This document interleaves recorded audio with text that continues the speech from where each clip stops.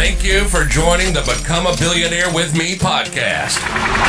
We'll journey together through the process of finding, evaluating, and purchasing our first multifamily apartment. On this show, we'll also bring in industry experts to share valuable tips that will help us become billionaires together. Here's your host, Multifamily Martin.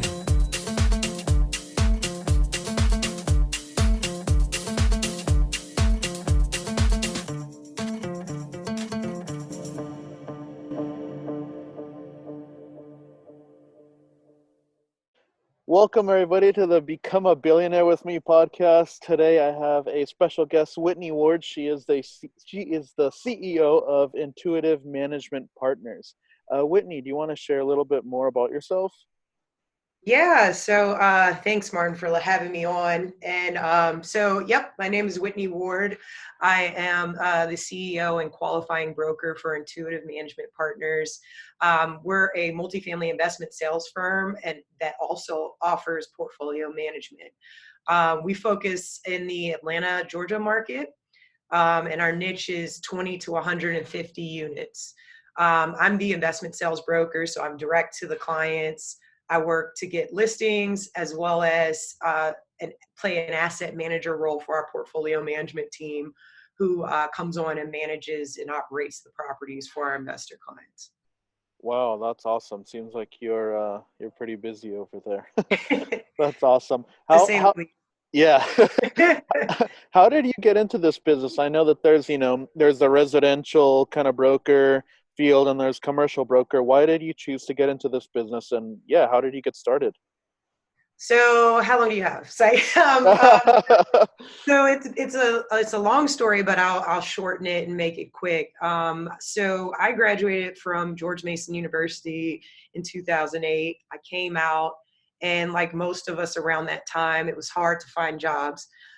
So I actually came out of college and went into the corporate world, corporate sector, worked for some larger Fortune 500 companies, did very well there, got promoted rather quickly, but was never completely fulfilled. I would learn the business and then, want to move to the next level. But then, there's that procedure, there's those politics as far as when you get promoted. So, I had looked for different jobs and everything coming out of college, landed with Enterprise. I don't know if you know much about Enterprise Rent a Car, but you have like the management training program and all that. Yeah, I have some friends that went through that program. Yeah, and they typically hire, so I played college basketball at George Mason, and nice. They typically look for your, athletes because it's a sales-driven job. Yeah. Great experience, ran my own branch, but got promoted in 2 years, but no way I was staying there. Yeah. So, moved to Atlanta in 2012, got an opportunity to work for Coca-Cola down here in Atlanta, worked with them for 5 years and sort of the same thing, moved up rather quickly, was very successful in the corporate world, but was never completely fulfilled and realized quickly from an income perspective that I would either be working until I died, or never getting out of the corporate sector, never being able to retire. So I started educating myself in learning finance, learning passive income streams. Actually started listening to Clayton Morris. So when you talk about starting in a residential as a residential versus a commercial broker, I actually started looking in the residential space. Clayton Morris, he has a podcast where he talks a lot about single family rentals in the Midwest. But it was him and his wife come on, and they're very descriptive and educational on the entire process. So after self-educating through webinars, podcasts, classes, I decided to get my real estate license about 4 years ago. And went into the business initially doing more residential investment sales deals. And then, once I learned how quickly you can scale in the multifamily space, that's when I was like, well, I am not wanting to do this residential thing anymore. Let me learn commercial. And so, like you said, I mean, commercial's tough because it's a space where you either have to know someone Yep. or already, come from a college background to be led into that space. So Yeah. at the time I was at KW Commercial, one of the top brokers in the office. He doesn't do multifamily sales, but everything else commercial. And he brought me on as like a big brother, and got me going. So once I got on the commercial side, that's when I started taking like CCIM classes and getting around multifamily investors, to learn, versus learning from a broker perspective. I learned the investor perspective first, and then learned how to broker deals, which brought me to the point where I launched my own firm, got my broker's license, launched my own firm, and that's where Intuitive Management Partners is here today. Instead of trying to compete against some of the larger firms, I felt that it would be a better business strategy for us to focus highly niched, the small to mid-size multifamily assets, and then also offer portfolio management. So right now I have a team of portfolio managers. They manage the assets. They come from a background of property management, from A, B, C, D classes, done lease ups, all types of things. So they help support the business and allow us to really come in and provide value to the investor. Yeah. Wow, that's a lot. Yeah, it seems like you've done you've done a lot in a short amount of time. That's 10, 11 years. That's a lot of ground that you've covered. That's awesome. Yeah, let's talk a little bit more about your company. Like you mentioned that there's obviously competitors out there. How does your company? How are some other ways that your company differs from your competitors? Sure. So one of the biggest ways is being niche, being specialized. So a lot of our competitors, they don't just do the multifamily investment sales; they do other commercial assets. We don't engage in anything else commercial, just multifamily. So we have the niche unit size as well. We're BC assets for the main part. And then we offer the portfolio management. So a lot of firms you're going to go to, they're going to have a listing brokerage. They're not going to have any type of management company that assists them in anything. So you're going to get listings from them, and then you're going to have to source a third-party management company. So what we did was, focus exclusively on the multifamily asset, and then also add on the operational experience, which separates us from pretty much every competitor that we have in our market. Our portfolio managers, well, and that's another separation. I don't call them property managers. We call them portfolio managers. But they specialize in resident retention, minimizing delinquencies, and then also our risk management plan.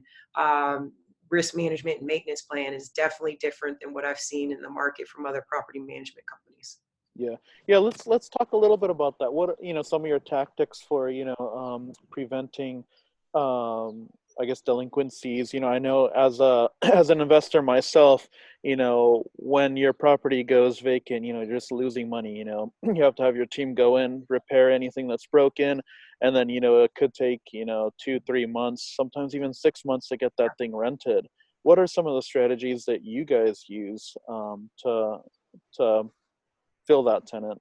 So it would definitely been good to bring my senior portfolio manager on as well, but next time. I know what's going on the day to day, but I empower them to make decisions. But the biggest thing is our tenant screening. We're very strict on what we allow in our properties, from a perspective of a background, credit score, whatever that may be. They have different criteria based on, what's set in the market, but we don't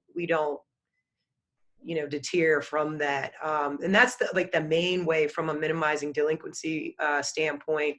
Now, as far as resident retention go, we try to look at opportunities within the property that aren't being used. We had a 32 unit property that we had put a proposal on, and they had a large courtyard space that wasn't being utilized. And that would be an awesome location for grills, picnic tables, something that engages the residents to feel like they're in an environment that's special. I mean, A community. in apartments, you're generally not allowed to have a grill on your balcony. So that allows them to be able to engage with other residents and everybody and their neighbors. Another thing was with this particular property was the security. Security is a big, probably top 3 from a resident perspective. They want to feel safe. Who doesn't want to feel safe where they live? So we noticed that there was, so these were like 6 different buildings, and you go inside the building, and then inside the building are the units. We noticed that the access from the front entrance, which is anyone could walk through. Okay. Each individual unit obviously had door locks to their individual unit doors, but why not create some sort of keypad, key lock to where only those tenants or residents can enter into that building? It creates a sense of security, safety, cameras as well. So those are a little bit of, some of the initiatives that we look for immediately. How can we make a property safe? How can we increase resident engagement? And then just simple stuff like, believe it or not, from a property management perspective, we're customer service. Let's go back to the basics. Let's not try to get too fancy. People want to feel special. We use our Buildium for our software system. We keep track of tenant birthdays, sending them birthday cards and stuff like that. It sounds really silly, but those basic level client engagement or resident engagement go a long way. Yeah, no, that definitely shows that you care. You're not just slumlord, or collecting paychecks, right? Collecting checks from them. That's awesome. That and the community kind of barbecue area, that definitely helps build a sense of community. So people, hopefully will feel like they're plugged in and hopefully stay longer. Yeah. Looking at it from your perspective, what do you look for in a client? Are there clients that maybe you might not want to work with due to either, I don't know, attitude, or maybe the quality of their apartments, if it's a D apartment, or if it's just kind of, I don't know. Is there anything that you look for in a client? So it's different for me versus like my senior portfolio manager in selecting kind of our properties. So from my perspective as the investment sales broker, most of the clients that I'm working with are sellers. You own a portfolio, and I'm looking for anyone that is willing to, essentially sell, but at the same time, with there being an opportunity within the property for my buyer clients. So it's tricky because in my business, in multifamily is the only asset class that doesn't have, a listing agent and a buyer's agent. I mean, in residential, you get that. In every commercial asset, you get a landlord rep, a tenant rep. Multifamily, you have a listing broker and then buyers. So it's a balancing act to be able to bring on buyers that are technically not clients, but potential clients when you bring them deals. So for me, I'm looking at, does this portfolio that this owner have fit our niche? Does this portfolio that this owner have fit the needs of my list of buyers? Any of them. And then if it does, I run the financials based on market data, rents, estimated expenses, concessions, etc. And then I prospect to that property owner. From a portfolio management perspective, we're looking at, really getting in with buyers or potential owners that understand the importance of resident engagement and resident satisfaction. We don't want, it's obviously important for our clients that own the portfolio that we're managing for to be happy and to be making the returns that they're getting. But we also need to kind of meet in the middle and make sure we're also, not slumlording it, creating an environment that, keeps residents coming back, keeps residents happy, because we are in the people business. So it's that act. We look for owners that are, or buyers that have the ability to understand, okay, yes, let's minimize costs, but let's also take advantage or see the opportunity to improve this property and make sure we're, providing a service to the residents. Yeah, that's great. Sorry for the background noise. Is No, you're someone fine. getting their lawn mowed? Um, what do you look for in a buyer? Let's say, or how do you find your buyers, and what do you look for in a buyer? If someone wants to, invest in multifamily. Sure. So buyers in my space are right now in this market are, dime a dozen, just to be transparent and honest. So, if I'm a buyer, if I'm in a buyer's position and you're trying to, add deals to your deal flow, what I would start doing is definitely go to different meetups around the area. Um, Log on to some of the local brokers in the area's email list and start building relationships with brokers. You're going to be able to source deals yourself probably, but the best way to source deals will still be with your brokers. It's something that they do every day. It's their job. So if you're going to increase your deal flow, it's going to come through a broker. So the best way I would suggest doing it is definitely going out to local meetups in the area, going to multifamily conferences in the area, finding out who your multifamily brokers are in your area for the asset class that you're looking for, and contact those brokers. I wouldn't call them. 9 times out of 10, they're probably too busy to answer, but it could be shooting them a simple email. Hey, let's grab a coffee, or sending them your bio that shows even if you haven't done a deal yet, shows your team and sort of your background from an educational platform, to give a broker confidence that you're able to, take down a deal and close it.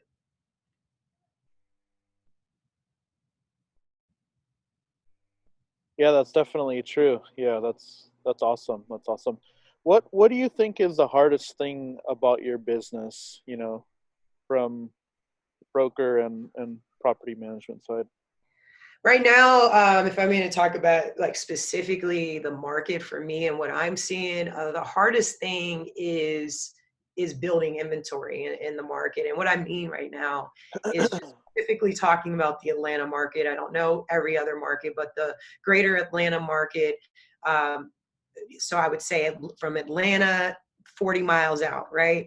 I'm seeing very compressed cap rates and very low inventory. And the biggest challenge with that, it's great for sellers. However, sellers right now are trying to hold on to their portfolios, but still being bullish about acquisitions. So, and then complaining about cap rates. Well, if there's not any inventory, if there's a piece of candy out there and there's just one piece of candy and there's 100 people wanting that piece of candy, that's going to drive prices when everyone bids on it.